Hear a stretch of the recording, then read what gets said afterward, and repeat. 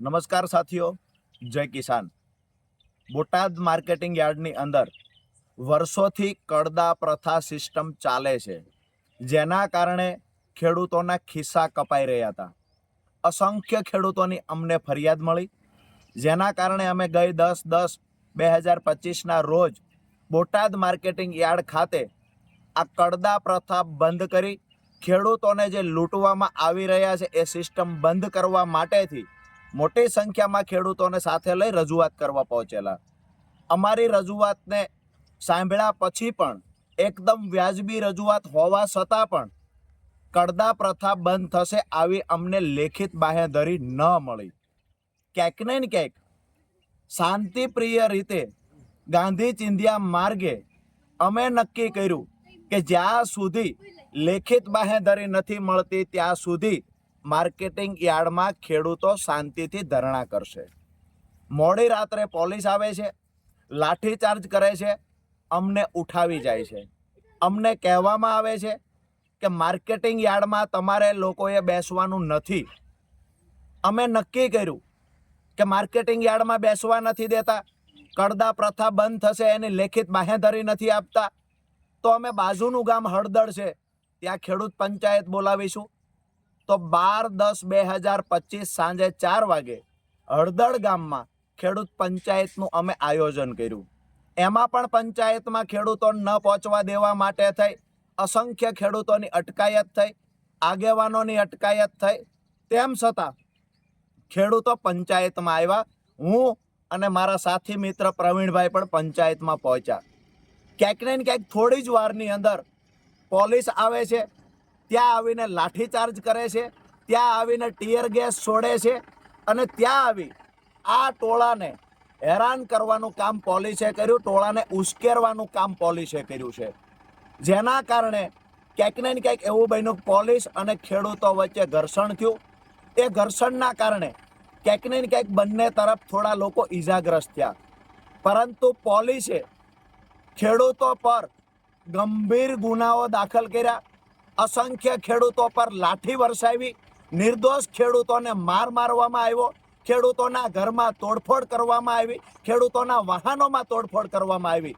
મારી પ્રશાસનને વિનંતી છે, તમને દુશ્મની છે તો રાજુ કરપડાથી છે, પ્રવીણ રામથી છે, તમને દુશ્મની ખેડૂતોથી શા માટે છે? તમામ ખેડૂતોને ટૂંક સમયમાં છોડી દેવામાં આવે।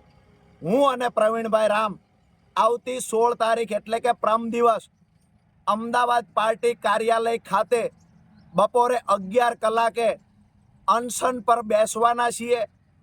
પોલીસને લઈ જવા હોય અમને ત્યાંથી લઈ જાય, પણ મારા નિર્દોષ ભાઈઓ ખેડૂતોને છોડી દે આ નમ્ર વિનંતી કરું છું। તમારે લાઠીઓ મારવી હોય તો અમારે પીઠ પર મારો, જેલમાં પૂરવા હોય તો જેટલા દિવસ રાખવા હોય એટલા અમને રાખો, પણ નિર્દોષ ખેડૂતો પર અત્યાચાર ન ગુજારશો। અમે સામે ચાલીને અમદાવાદ ખાતે આવી રહ્યા છીએ। આવતી 16/10/2025 બપોરે 11 કલાકે ગાંધી ચિંધ્યા માર્ગે ફરી વખત અમે લોકો ધરણા પર બેસીશું।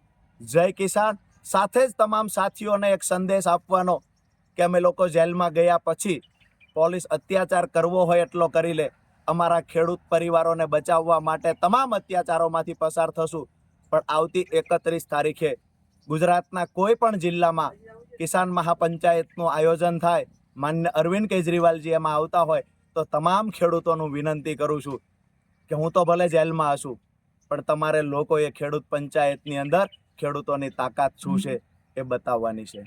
જય કિસાન। આપનો ભાઈ રાજુ કરપડા। નમસ્કાર મિત્રો, જય જવાન જય કિસાન।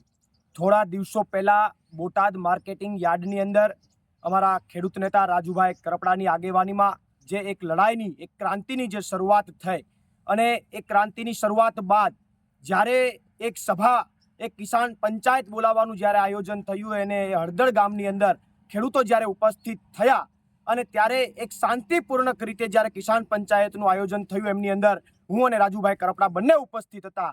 એ સમયે જે પોલીસ પ્રશાસન દ્વારા ખેડૂતો ઉપર દમન કરવામાં આવ્યું, ખોટી રીતે એની ઉપર લાઠીઓ વરસાવવામાં આવી અને વધારામાં ઓછું એ ખેડૂતો ઉપર, એ નિર્દોષ ખેડૂતો ઉપર 307 જેવી ગંભીર કલમો નાખવામાં આવી, ત્યારે હું એ પ્રશાસનને અને ભાજપ સરકારને ચોક્કસથી કહેવા માગું છું કે તમને કંઈ પણ વાંધો હોય, તમને કંઈ પ્રોબ્લેમ હોય રાજુ કરપડાથી કે પ્રવીણ રામથી, તો અમારી ઉપર લાઠી વરસાવો, અમારી ઉપર ફરિયાદો તમારે જેટલી કરવી હોય એટલી કરો, પણ નિર્દોષ ખેડૂતોને તમે ટાર્ગેટ ન કરો. અને એટલા માટે આવતી 16 તારીખે સવારે 11 વાગે અમદાવાદ આમ આદમી પાર્ટીના કાર્યાલય ખાતે હું અને રાજુભાઈ કરપડા બંને 2 માંગો સાથે, પહેલી માંગ એ કે જે બોટાદ માર્કેટિંગ યાર્ડની અંદર જે ખેડૂતોની માગણીઓ છે પૂર્ણ કરવામાં આવે, અને બીજી માગણી કે જે નિર્દોષ ખેડૂતોને ટાર્ગેટ બનાવવામાં આવ્યા છે એ નિર્દોષ ખેડૂતોને છોડી દેવામાં આવે. આ બંને માગણી સાથે અમે બંને વ્યક્તિઓ ત્યાં આમરણ ઉપવાસ ઉપર 11 વાગે બેસવાના છે. પોલીસે અમને પકડવા હોય તો પકડી લે, અમારું આંદોલન ચાલુ રહેશે, અમારી ક્રાંતિ ચાલુ રહેશે. અને હું જનતાને પણ કહેવા માંગુ છું કે રાજુ કરપડા કે પ્રવીણ રામ મહત્વના નથી, રાજુ કરપડા કે પ્રવીણ રામ મહત્વના નથી. અમને ભલે જેલમાં લઈ જાય, ખેડૂતો માટે જેલમાં જવા પણ તૈયાર છે, ખેડૂતો માટે લાઠીઓ ખાવા પણ તૈયાર છે, પણ અમે જતા રહીએ પછી પણ આ ખેડૂતોની જે ક્રાંતિની શરૂઆત થઈ છે એ ક્રાંતિની શરૂઆત તમામ ખેડૂત મિત્રો ગાંધી ચિંધ્યા માર્ગે ચાલુ રાખજો એવી તમામને નમ્ર અપીલ કરું છું. પ્રવીણ રામ, પ્રદેશ ફ્રન્ટલ અધ્યક્ષ, આમ આદમી પાર્ટી.